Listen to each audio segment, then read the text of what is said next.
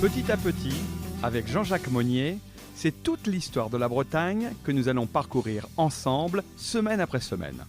Une histoire vivante, avec des musiques, des extraits filmés, des images fixes et des documents de toutes sortes.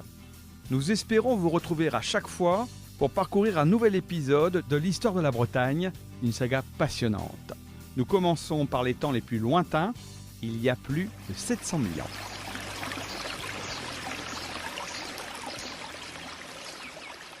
Jean-Jacques Monnier, bonjour. Bonjour. Il était une fois la préhistoire. Avant les mégalithes, sait-on ce qui s'est passé dans notre région ? Oui, on sait assez bien maintenant ce qui s'est passé grâce aux travaux des préhistoriens. Et on sait qu'il y a 700 000 ans environ, il y avait des hommes qui vivaient dans ce qu'on appelle aujourd'hui la Bretagne.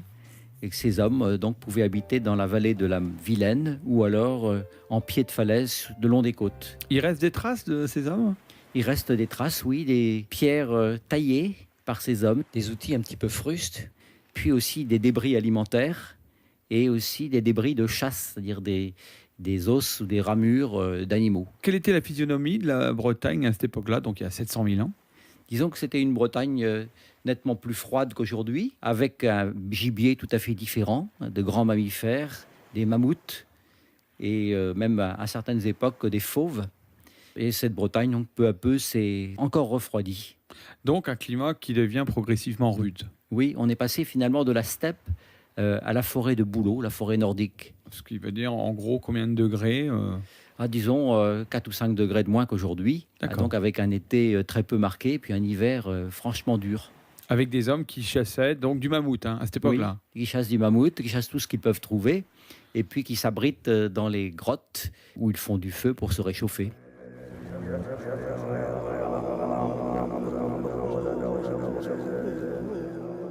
Depuis quand vivons-nous sous le climat actuel ? Disons la période à partir du néolithique, c'est-à-dire des années 5000 avant Jésus-Christ. Est-ce qu'il existe des objets manufacturés qui témoignent d'une certaine vie à l'époque ? Oui, on a trouvé ce qu'on appelle des choppers, c'est-à-dire des pierres qui ont été frappées contre d'autres pierres afin de devenir des outils. Et puis on a trouvé ensuite des bifaces, des pierres taillées sur deux côtés, afin d'être des outils tranchants ou alors des outils pour la chasse. Des outils, ça veut dire du monde pour les fabriquer et les utiliser, ce qui veut dire que les cités existaient déjà comme nous les connaissons maintenant ? Il faut plutôt penser à des sortes de campements, de regroupements de quelques dizaines d'habitants, pas plus. Et ça correspondait finalement à des liens familiaux forts. Un clan vit ensemble, il représente peut-être une 50aine de personnes. Et ils peuvent se déplacer et parfois s'affronter à d'autres, mais généralement, il y a assez de place pour tout le monde. Avec des animaux domestiqués ? Pas encore. Les animaux domestiqués, ce sera dans la période suivante. Là, on est dans le paléolithique, l'âge de la pierre ancienne.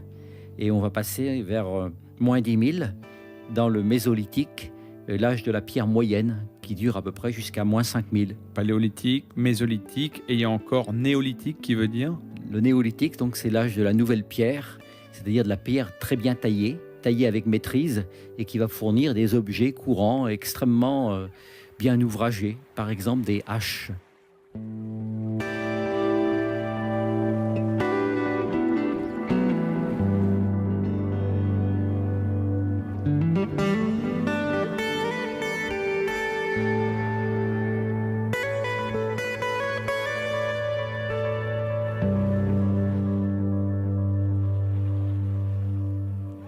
Est-ce que la Bretagne, de par sa situation, enfin plutôt l'Armorique à l'époque, était en avance ou en retard par rapport à d'autres civilisations ? C'est relativement lié au climat.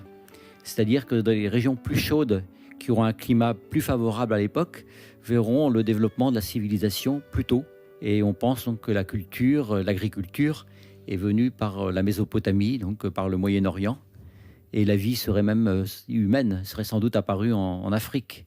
Donc finalement, c'est un peu lié au réchauffement climatique. Quand le réchauffement arrivera, la vie humaine pourra se développer. Pourquoi il n'y a pas beaucoup de traces de ces périodes-là dans les sols en Bretagne ? Disons que les sols bretons sont des sols de granit ou de schiste relativement acides. Et de ce fait, les restes humains ne résistent pas longtemps. Ils sont relativement vite décomposés.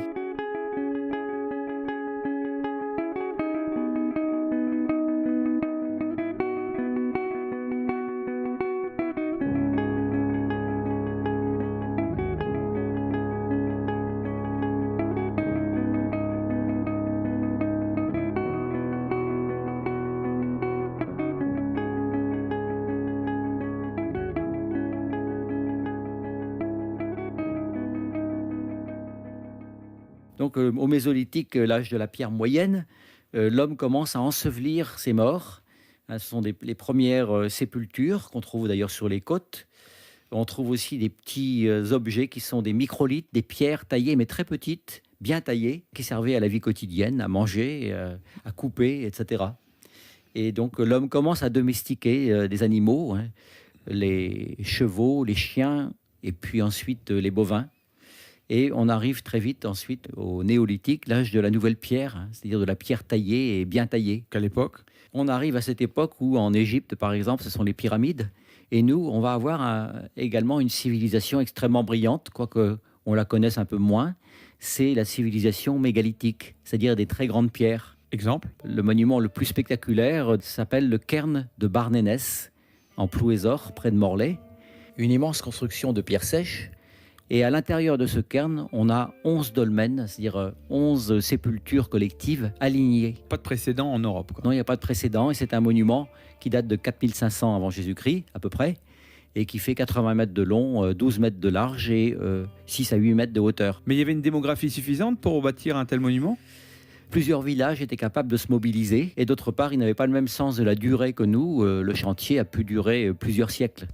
Et on voit en même temps la qualité du travail, c'est-à-dire que les pierres qui ont été méthodiquement choisies, taillées et empilées ont tenu, et ont tenu donc 6500 ans. Il a fallu quand même mettre en place une logistique, hein, et de l'hébergement. Oui, ce qui prouve que ces sociétés avaient une organisation sociale, une organisation professionnelle et un système d'autorité qui permettait de mettre en œuvre des grands chantiers.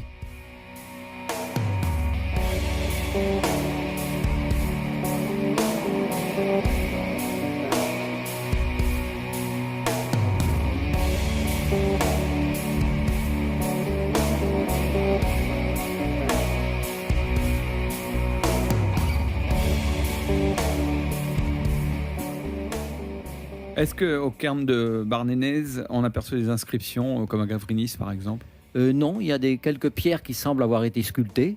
On a trouvé quelques objets poteries, des objets un peu plus tardifs, métalliques, dans les tombes. Mais par ailleurs, donc il reste encore une part de mystère sur la vie des hommes de cette époque. Et il y avait des cairns dans le reste de l'Europe? Il y en a également en Irlande, au Pays de Galles, d'où le mot Carn, c'est venu de là-bas d'ailleurs, Carn et Cairn. Et dans le Nord Finistère, on a une île qui s'appelle l'île de Carn. Et donc ça correspond à ces constructions spécifiques. Autre site, on en parlait tout à l'heure, Gavrinis. Oui, donc là c'est un dolmen. Et les dolmens, c'est-à-dire des tombes collectives, constituées d'une grande dalle supportée par des blocs verticaux. Et cette tombe collective est généralement ensevelie dans un tumulus, c'est-à-dire un tas de terre qui a pour but de protéger le dolmen. Dès que l'homme vit en société, la religion existe. Et c'est une pratique religieuse que de donner une sépulture très digne aux morts et aussi de préserver au maximum les corps contre les éléments extérieurs, ce qui leur permet donc d'avoir une durée beaucoup plus longue.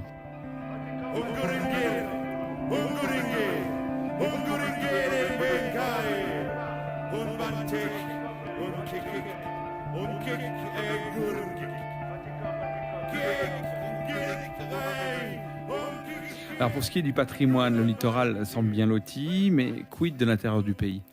Disons qu'on a des allées couvertes également. Les allées couvertes, c'est un peu le même système que le dolmen. C'est un long couloir couvert de dalles horizontales et qui sert de tombe collective pour un village. Un cimetière à lui seul. Tout un village donc est enterré au fur et à mesure des décès et ça donne lieu certainement à des grandes cérémonies.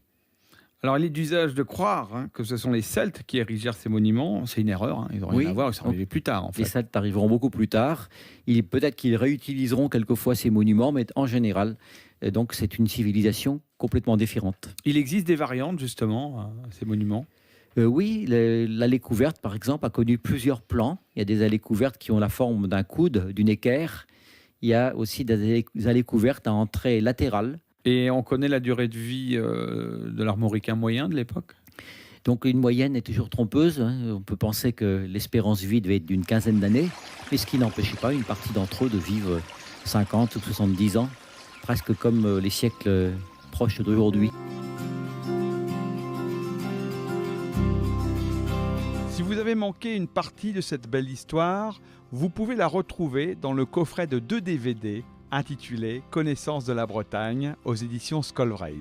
Le prochain épisode nous montrera les conséquences de l'apparition des métaux, d'abord le bronze, puis le fer. Avec le bronze, la Bretagne est devenue un Eldorado. À bientôt!